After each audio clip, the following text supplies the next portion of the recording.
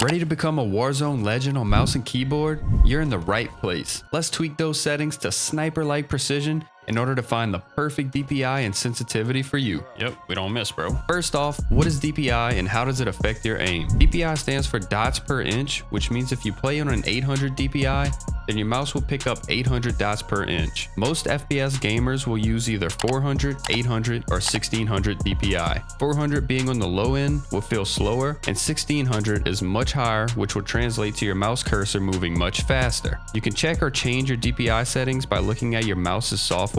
I use Logitech, so I'm able to make adjustments to my DPI in Logitech G-Hub software. Lots of mice also come with a small button to change the DPI to saved presets. So what DPI should you be using? Don't think of DPI as a one-size-fits-all thing, but rather something that should feel the most natural and comfortable for yourself. There have been studies proving that a higher DPI leads to less input lag or latency, but I would not let this be a decision-making factor because the difference in latency is so small that it's practically undetectable. I see lots of players making the common mistake of setting their DPI way too high because of this. I personally use 800 DPI, but just remember to use what feels most natural to you. Before we get to your in-game settings, remember that if you change your DPI, it will affect your in-game sensitivity. If you'd like to stay close to your current in-game sensitivity while changing DPI settings, there are plenty of free conversion websites out there to help keep you in the same in-game sensitivity. Let's say you currently play on an 800 DPI with a 5.0 in-game sense, but you'd like to try 1600 DPI. Since you are doubling your DPI from 800 to 1600, you'd have to cut your in-game sensitivity in half, going from a 5.0 to a 2.5. Just keep this in mind when adjusting your settings. Next, let's jump into your in-game settings. I'll start off by showing you my settings, which are a 4.8 sensitivity and a 0.9 ADS sense. I also play on relative and 1.33 monitor distance coefficient. A lot of people use 1.78 monitor distance coefficient when playing on a 1080p or 1440p monitor, but from my research, there's only a small difference between the two. I've always played with 1.33,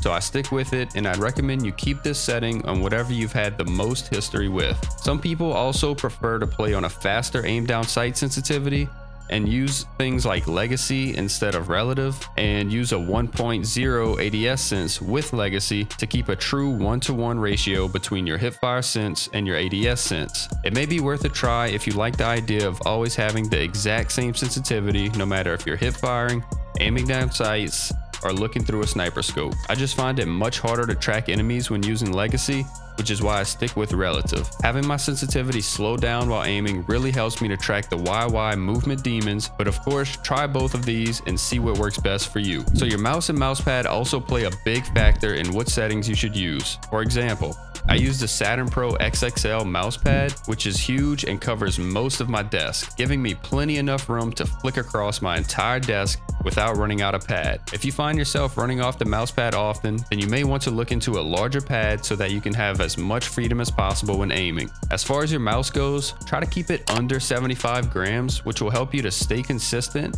and not fatigue while gaming. I use the Dtreaux Superlight, but there are lots of great options out there. Companies like Pulsar and Lamzu make great mice that will get the job done without breaking the bank. Always remember that changing your sensitivity can take some time to get used to. If you're really struggling with your aim, then I'd highly recommend lowering your sensitivity and giving that a try first. Don't make the mistake of changing too frequently and not giving yourself enough time to fully adjust. Try to give yourself at least a week to adjust and build some muscle memory before deciding if you found the perfect sensitivity or not. I hope this video helps you to find your personal perfect settings. I'm curious as to what DPI and sensitivity you currently use, so drop a comment down below with that, and also feel free to ask any questions.